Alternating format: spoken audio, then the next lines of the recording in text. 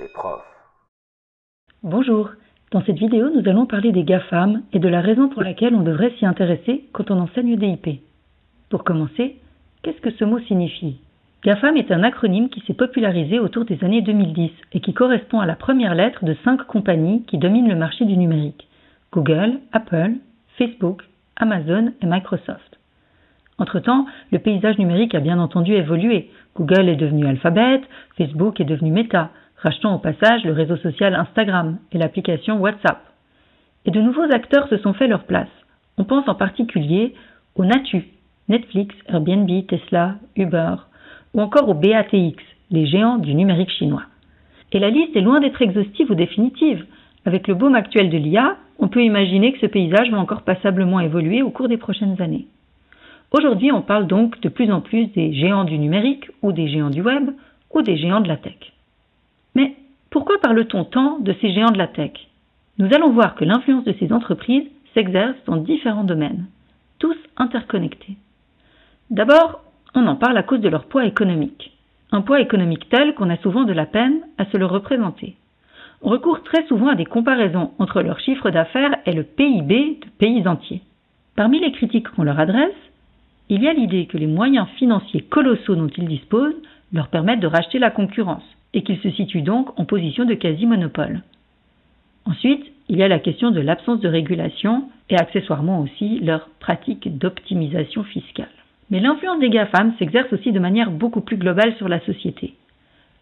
Comme nous pouvons tous le constater au quotidien, nos modes de vie ont été transformés en profondeur par les technologies développées par ces entreprises, si bien qu'il est difficile de s'imaginer vivre sans elles. Toutefois, leur but n'est pas en priorité de contribuer à notre bonheur, mais bien de faire des bénéfices en nous vendant des services ou des biens. Ces pratiques sont souvent critiquées en ce qu'elles reposent d'abord sur une uberisation de certains secteurs qui se fait souvent au détriment des employés. On critique aussi bien souvent l'aliénation induite par des entreprises dont les profits reposent entièrement sur l'économie de l'attention. Les réseaux sociaux, par exemple, cherchent à capter notre attention de manière à ce que nous passions le plus de temps possible sur leur plateforme. Leurs ingénieurs collaborent étroitement avec des psychologues et des comportementalistes pour créer un véritable design de la dépendance.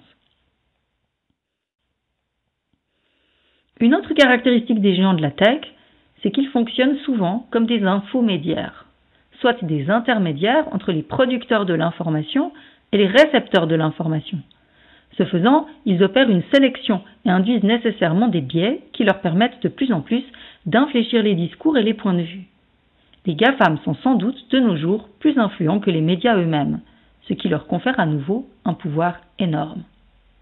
Mais ce qui est peut-être la caractéristique essentielle des géants de la tech est leur capacité à récolter une quantité astronomique de données.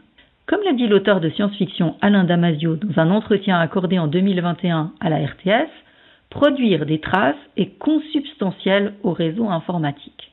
Chaque acte que l'on fait sur ce réseau produit une information. Tu cliques, tu produis une information. Tu scrolles, tu produis une information. Tu likes, tu produis une information.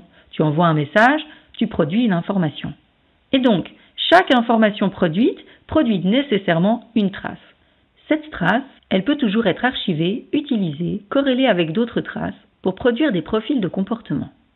Damasio poursuit en formulant l'idée que la trace, c'est le nouvel or gris. Mais pourquoi est-ce que c'est si important? Les données personnelles sont utilisées à des fins de marketing, bien sûr, mais elles peuvent aussi servir à prédire des comportements ou à les influencer. C'est ce que l'éminente chercheuse américaine Shoshana Zuboff a analysé sous le nom de capitalisme de surveillance.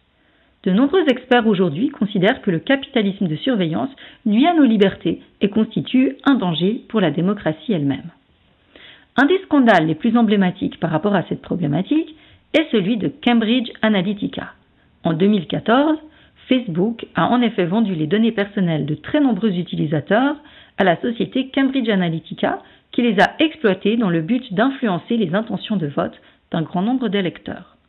On comprend donc aisément que ces acteurs disposent d'un pouvoir politique énorme à cause de leur poids économique, mais aussi à cause de leur statut d'infomédiaire ainsi que de leur accès à une quantité astronomique de données.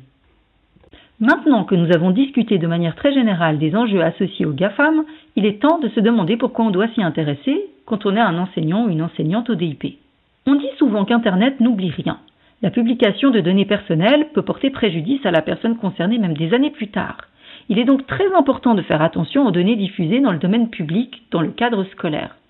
Et quand on parle de domaine public, on pense bien évidemment aussi et surtout à Internet.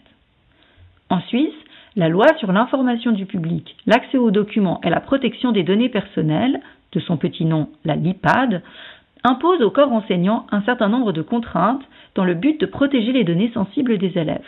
Une de ces contraintes a un impact direct sur l'utilisation par nos élèves des applications de la suite logicielle Google Workspace for Education, à savoir Google Classroom, Google Docs, Gmail, etc.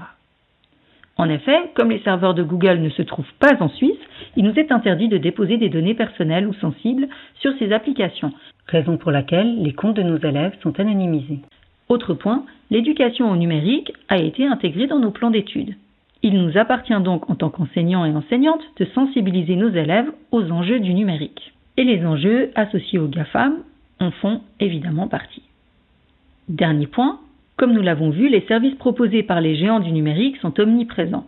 En les proposant à nos élèves, nous les invitons donc dans une certaine mesure à devenir de futurs clients de ces entreprises. Il peut donc être intéressant de les encourager à se diriger plutôt vers des outils libres que vers des outils propriétaires. Par exemple en utilisant Moodle plutôt que Classroom. Nous espérons que cette vidéo vous aura aidé à mieux saisir les enjeux associés aux GAFAM. À bientôt!